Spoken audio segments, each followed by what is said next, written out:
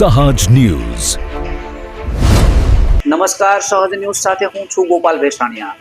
દાહોદના ઝાલોદ તાલુકાના થેરકા ગામમાં વાદી સમાજ દ્વારા જિલ્લા વહીવટી તંત્ર અને પોલીસ સમક્ષ રજૂઆત કરી પૂર્વજોની સમાધિઓને નુકસાન પહોંચાડવાનો મુદ્દો ઉઠાવવામાં આવ્યો છે। 5 જુલાઈ 2026ના રોજ ઝાલોદ પોલીસ ઇન્સ્પેક્ટરે અરજી આપવામાં આવી હતી અને સમગ્ર ઘટનાની નિષ્પક્ષ તપાસ કરીને જવાબદારો સામે કાયદેસરની કાર્યવાહી કરવા માંગ કરવામાં આવી છે। આ ઉપરાંત વાદી સમાજે સર્વે નંબર 204 પૈકી 2 હેઠળ આવેલી સરકારી પડતર સ્મશાનની જમીનની સત્તાવાર માપણી કરી તે જમીન વાદી સમાજને કાયમી ધોરણે ફાળવવાની માંગ પણ રજૂ કરવામાં આવી છે। સમાજના પ્રતિનિધિઓએ સંબંધિત તંત્ર પાસે યોગ્ય કાર્યવાહી કરવાની માંગ કરી છે। રિપોર્ટર મેહુલ વાદી, સહજ ન્યૂઝ, ઝાલોદ। બહાદુરભાઈ જયસિંહ, રહેવાનું મારું ઠેરકા, ઝાલોદ તહેસીલ, જિલ્લો દાહોદ।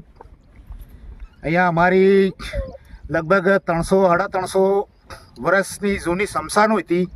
એ બધી આ લોકોએ લાલસિંહભાઈ, દશરથભાઈ લાલસિંહભાઈ અને ભરતભાઈ હામજીભાઈ 4-5 જણાએ આ તોડી નાખેલ છે। આગી તોડી નાખી શનિવારે 2026 શનિવારને રોજ 4 તારીખથી માંડીને આ તોડી નાખેલી છે।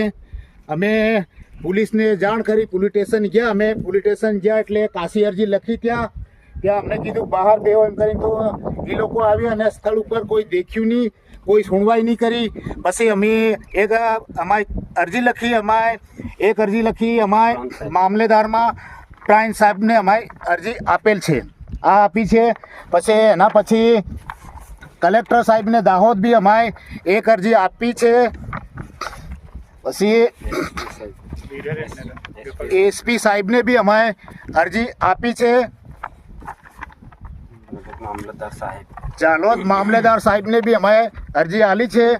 શનિવાર રોજ 2026 7મા મહિનાની 4 તારીખે શનિવાર રોજ બનાવ બનલો છે।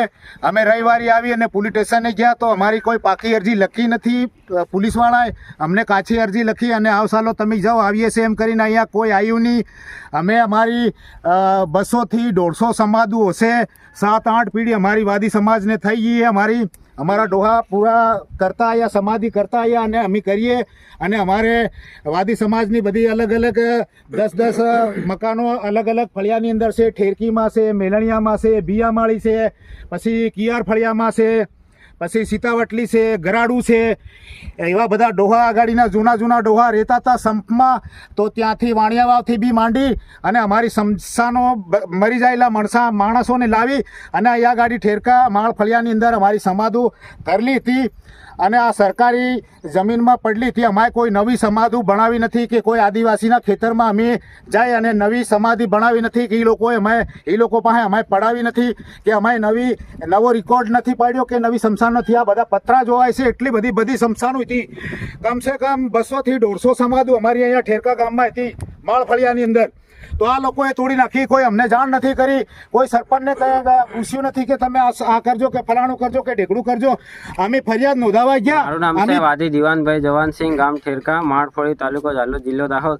અમારા વાદી સમાજના જે પણ આગેવાનો છે આજે ભેગા થયા છે। અમારે 4 તારીખને આ બધી અરજી આલી છે સાહેબ, પણ કલેક્ટર સાહેબને પણ કોઈ આજ તક અમને કોઈ ન્યાય મળ્યો નથી। એટલે અમે કલેક્ટર સાહેબને એટલી નમ્ર અરજ છે કે અમને ન્યાય અપાવો, નહીં તો અમે ભૂખ હડતાલ ઉપર, આંદોલન પર ઉતરીશું। મારું નામ છે રાહુલભાઈ બહાદુર। કલેક્ટર સાહેબને બે હાથ જોડીને એટલી નમ્ર વિનંતી છે કે અમને આ ન્યાય અપાવો। બહાદુરભાઈ, નિરમાબેન, કલેક્ટર સાહેબને એટલી વિનંતી છે કે અમારો ન્યાય આલો। નામ લીલેશ અમરસિંહ છે। હવે અમે સ્થળ ઉપર અહીંયા શનિવારે હાજે ઘટના બની અહીંયા કે લાલસિંહભાઈ કરીને નામ છે, ટ્રેક્ટરવાળાના જમીન ખેડી અમારી સમાધિ ખેડી નાખી અહીંયા। વર્ષોથી અમે અમારી સમાજની અંદર, વાદી સમાજની અંદર વર્ષોથી સમાધિ કરતા હોય અને અમે કરીએ, અમારી પરંપરા પહેલેથી કરીએ। તો આ લોકોએ ખેડી નાખી આ બધી સમાધિ છે અમારી કળહી કુટુંબ, અમારો પરિવાર બધું આવીને અહીંયા બેઠા છે।